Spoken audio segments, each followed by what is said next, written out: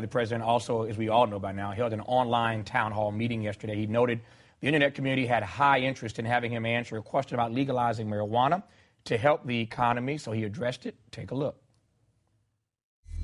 When can we expect the jobs that have been outsourced to other countries to come back and be made available to the unemployed workers here in the United States? Not all of these jobs are going to come back. And it probably wouldn't be good for our economy for a bunch of these jobs to come back because, frankly, there's no way.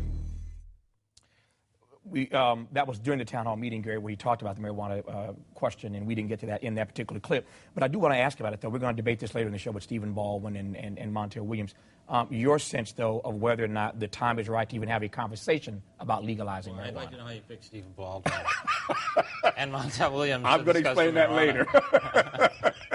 What do you think about the conversation? I think isn't the conversation that we don't want to legalize, that the president feels don't legalize marijuana in order to stimulate the economy. It's not an economy stimulator. It's not. But it's I think he's opposed to it, period, though.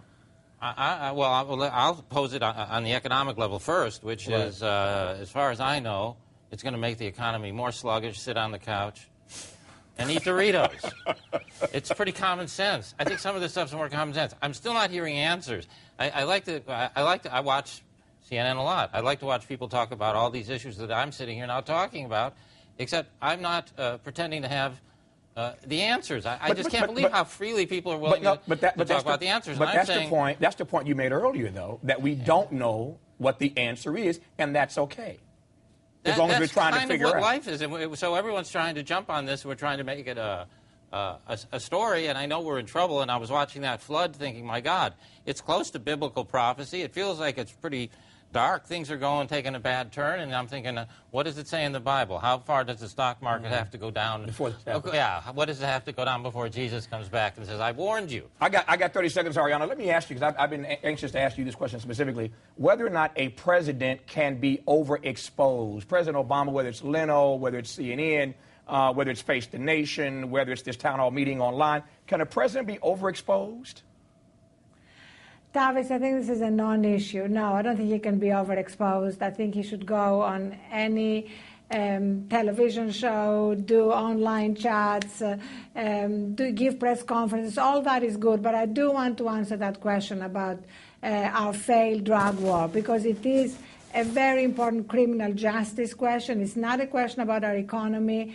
And with what's happening in Mexico, with what's happening on our border there, this is clearly a moment, as Senator Jim Webb said, to rethink our failed drug war, which has been a war on minorities. And I was hoping that the president would actually dare to take this on, because it has become the third rail of American politics.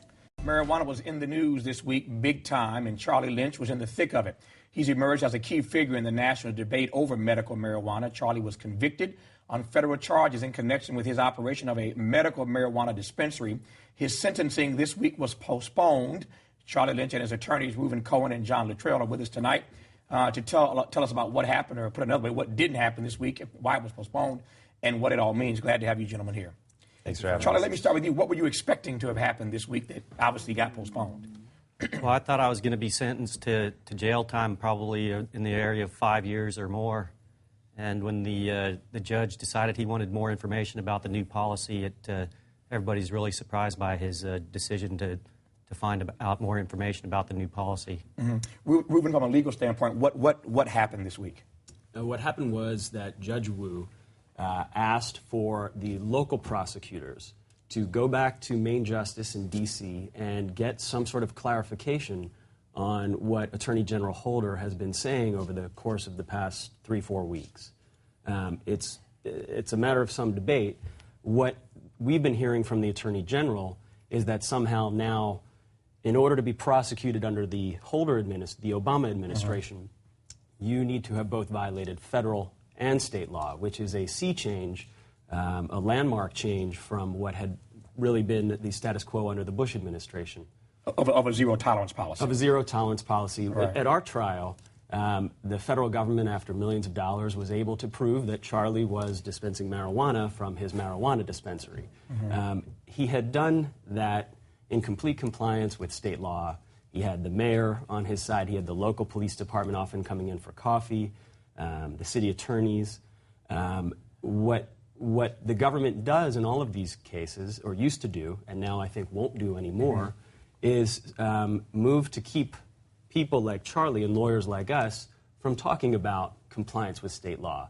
They used to try really hard, and they tried quite hard in our case, to keep us from bringing that to the forefront, because no jury really wants to convict someone like Charlie Lynch for doing what is legal here in California. But what does this mean, though, John, for the conversation that we have been having in America for some time now about medical marijuana? This change from the Obama administration, from the Bush administration rather, to the Obama administration, which again your colleague seems to suggest may change how they prosecute or don't prosecute these cases. What does this postponement mean for medical marijuana and the conversation about it in this country? Well, we're going to find out in terms of what it means for Charlie Lynch, but I think this is a change that everyone has seen coming for a long time. I think that politicians are coming to their senses. I think that with this administration, we're going to start to see some practical approaches to medical marijuana. And I think what that's ultimately going to mean is legalizing it, making it available to patients who need it. I think that the administration is not going to be interested anymore in directing resources to prosecuting people like Charlie Lynch when we have real harmful drugs and the violence associated with that at the border. Charlie, obviously the case got postponed this week. Give me your sense now of how you feel about medical marijuana, your role in it. You feel apologetic. You would still do it if you could. Give me a sense how you feel. Well, I kind of feel like the federal government's been waging a civil war against the people of the state of California. And I'm hoping that the Obama administration's going to end that civil war and stop the prosecution, stop the raids, pull our brothers and sisters out of prison, and also not send me as a prisoner of this war to jail. If you end up not having to go to jail and you, through whatever means, this case rather gets kicked out, you ready to go back into business again? You look forward to doing that again, or you learn something from this that you don't want to do this anymore? Well, I felt like I was abiding by the California state laws, and if I was able to reopen the dispensary with the blessing of the city of Morro Bay like I had before, then, and I knew the federal government was not going to interfere with our constitutional and God-given rights, then I would definitely seriously consider opening a dispensary again. But I've got this other challenge ahead of me, though. The jail thing still. Debate over medical marijuana is an emotional one. With us tonight, representing the pro side of this conversation, Montel Williams, host of Montel Across America, debuting April 6th on Air America. He has, as many of us know, MS, and has been very strong feelings then about those in pain being allowed to access and use the drug. He wrote the book, Living Well Emotionally. Stephen Baldwin, on the other side, so to speak, is an actor, talk radio host, and author. He opposes the legalization of marijuana. Montel and Stephen, glad to have you both on the program. Thanks so much for having us. Absolutely. Montel, let me start with you very, very simply and very directly. Why?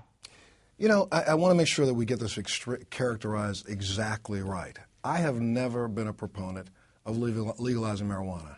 I've been a proponent of making sure that a doctor who is trained and a specialist who understands how to prescribe medication, if that doctor chooses to prescribe medication for his patient, and that patient happens to be me, and he can put me on a morphine drip, and he also says that I also recommend this medication, then he should be able to do so, and the state should be able to allow him to prescribe that, and I should be able to get it.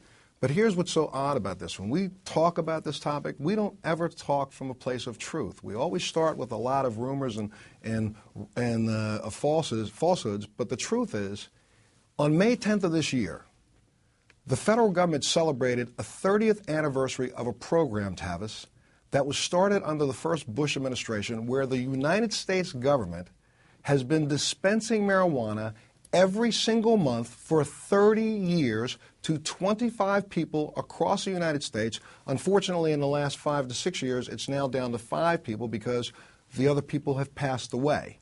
Our government grows it, it certifies it, it puts a USDA stamp on it, and every single month our government sends that medication out to 5 people across the United States. You can check this yourself. As a matter of fact, it was called the Compassionate Investigational New Drug Program. It started 30 years ago, May 10th.